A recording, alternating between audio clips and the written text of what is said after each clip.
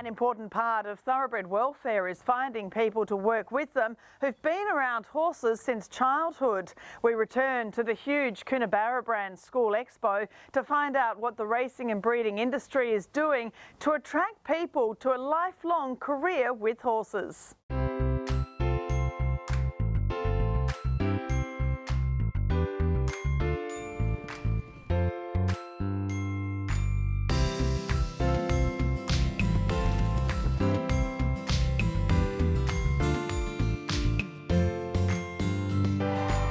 Lindy, it's just so exciting to see so many kids out at Coonabarabran today, all very much just loving their horses. Yeah, no, it's a huge event out here, Caroline, over 4 days. You've got about 600 competitors and from all schools in New South Wales competing. So it's the biggest inter-school event in Australia. Tell me about your work today, given you run Thoroughbred Industry Careers. It looks like just a wonderful opportunity to promote a career in the racing and breeding industry to these kids. Yeah, so when we were doing our research for TIC, this was the first event that we came to.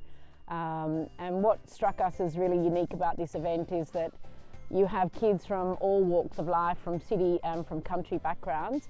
And there's a great camaraderie at this event, and it's really unique to get that many riders in one place. So it sort of became the first event that we thought we should sponsor. And the industry is obviously developing new pathways for people coming into the industry. What exactly are you hoping to achieve today with all these children in one place on their horses? For us, Caroline, we've been, I guess, promoting to competitors of Coona for the last 2 years, but it's really just awareness to say, our industry is here, it's a great career choice, and I think the biggest thing is that they know where to go for more information. So it's for us, for TIC in the first 2 years, it's all about awareness. So it's just a place that they know where to come and source information about the industry. And of course, many of these kids that are out there competing over the weekend, they're riding thoroughbreds, so they're developing great horse handling skills. So what are some of the things you actually say to them about transferring that into a career in racing and breeding? Yeah, we're actually sitting here, and the backdrop behind us is the cross country, and just watching these horses come through now, a lot of them are thoroughbreds, and you know, they're big strong horses, and so you have to be able to ride really well to control them, especially over these big jumps. So the kids that are doing these competitions, you know, they're our prime target market for careers, because they're already riding and galloping big strong horses, and so those skills that they develop then sort of naturally fall into place when they come and work in the thoroughbred industry. And as you say, all these kids, they've come from right around New South Wales, but you know, from the Coonabarabran and local regions in rural New South Wales, what are some of the ways these kids can get more education about racing and breeding careers? Is it really, you know, pathways through schools, or is it really just about planting the seed so they look to further their education post-schooling? We try and plant the seed with young people all through school, so that I guess when they get to year 12 and they're considering their options, our Explorer program is a really good option for them, because it gives them a taste of our whole industry. So that's why we developed that program, Caroline, is so that post-school, if you're toying with a career in the industry, you get to come and have a year with us, work for the best, and experience the entire industry and see what you want to do with your life. So that's why the Explorer program, it's the main thing that we're really talking about up here, because it's a natural, you know, gap year for people leaving school that want to ride or maybe want to work with horses. So Catherine, what do you want to do when you finish school? I want to race ride and become a jockey. Become a jockey. Wow. So you're pretty fearless, you think?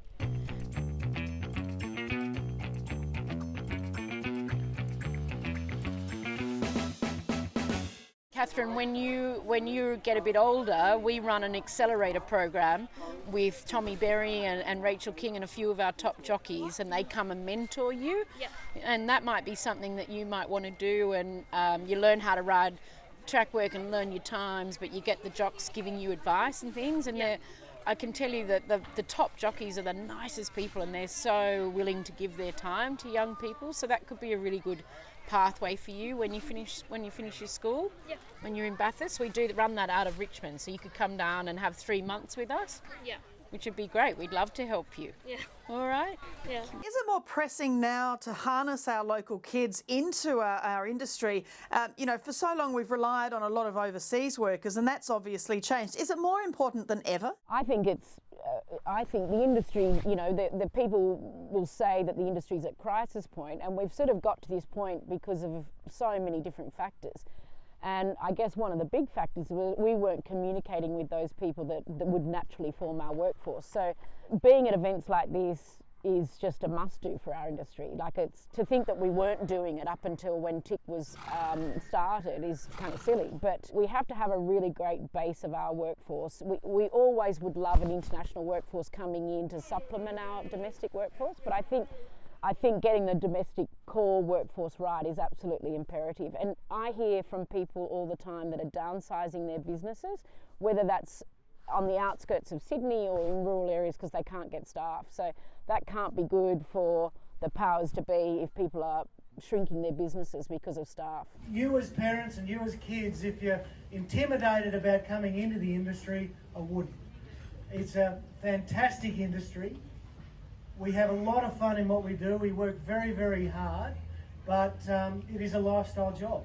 And you're only limited by your imagination and your ambition.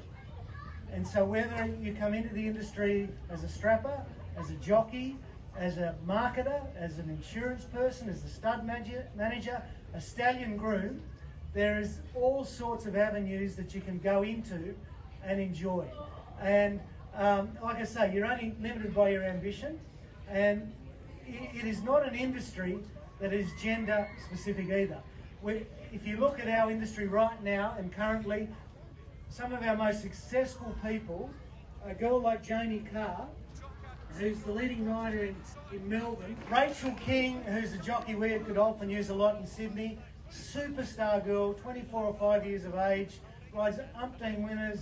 Young people in our industry, a lot of people say you have to be in our industry for generations to be a success. Not true. Some of our most successful people in the industry are people like Henry Field, who's in his mid-30s, running a huge empire at Newgate Farm in the Hunter Valley, massively successful, was the beneficiary of the Godolphin Flying Start program, which is something we can talk about privately if you're interested. Other people like, our trainer James Cummings, who is a generational family within the industry, 33 years of age. He's trained 26 Group 1 winners. His grandfather, Bart Cummings, at the same age, has trained about 6. What sort of trajectory is he on? And Vin Cox of Godolphin, of course, he's a big supporter. It's a big Saturday race day. He's there with the Melbourne Cup too. But Godolphin have done a lot of work in this area internationally too. Without Godolphin, the TICs of the world wouldn't exist. Godolphin are probably the most generous, in John Massara's words, they're the best thoroughbred citizens in Australia, in the world. So when we started TIC, we went to Godolphin and briefed them on, I spoke to the team there about what we wanted to do, and they were right behind it from the get-go. And to think that Godolphin are here this weekend as well, and they're also supporting the off-the-track thoroughbreds, and Vin's here, and the Melbourne Cup's coming up. So, that sort of shows how important it is to them. But, with Flying Start and all the other things Godolphin do, they're pretty extraordinary. Yeah, we can't, as an industry, afford to allow or pretend that people are going to come to our industry organically. We do, in this day and age, we do have to aggressively go out and find our staff, educate our people, and ensure that they want to stay in our game and retain those staff. One thing about horse people is they're hugely passionate.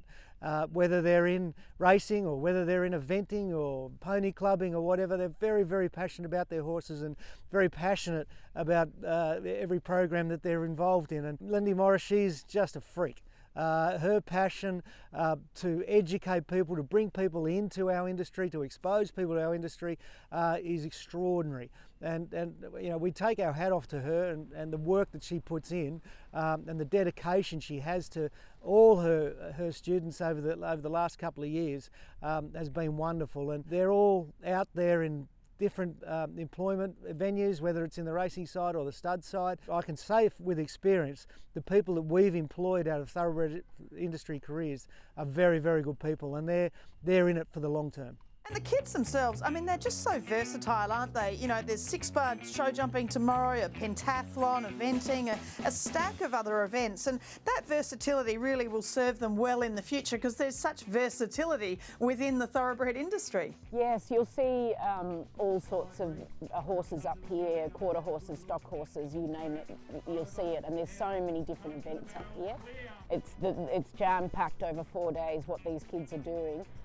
But any kind of horse skill, whether it's, you know, with a quarter horse or a stock horse or a thoroughbred, they're all transferable skills. The same with thoroughbred skills are transferable to here and then the rest of the world. So when we're talking to young people, we particularly say that, you know, the thoroughbred industry is a worldwide industry and it's a great way to travel. So, and the skills you can travel, take them anywhere with you.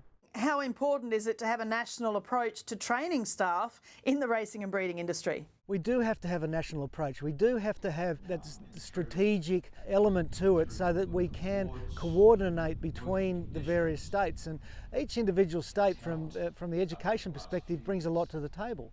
But what happens in New South Wales may not be as good as what happens in Victoria in a particular aspect of education. So I think if we can draw together what each individual state does do, then we can, you know, if someone in Queensland wants to have a particular passion to ride track work, say, then we can point them in a particular direction, whether that's in Victoria or South Australia or New South Wales is academic. But we know that within each state there are certain strengths, and we've got to play and play to those strengths and attract those people and point them in the right direction so that, that we do get the best out of these people for their respective interests. And it's quite a spectacle. I mean, it really is heartening to see so many kids just loving their horses. I guess this event corrals all the kids and horses together, so you get to see it en masse. But yeah, I mean, the horse sports are alive and well when you come to an event like this. It's a pretty amazing event.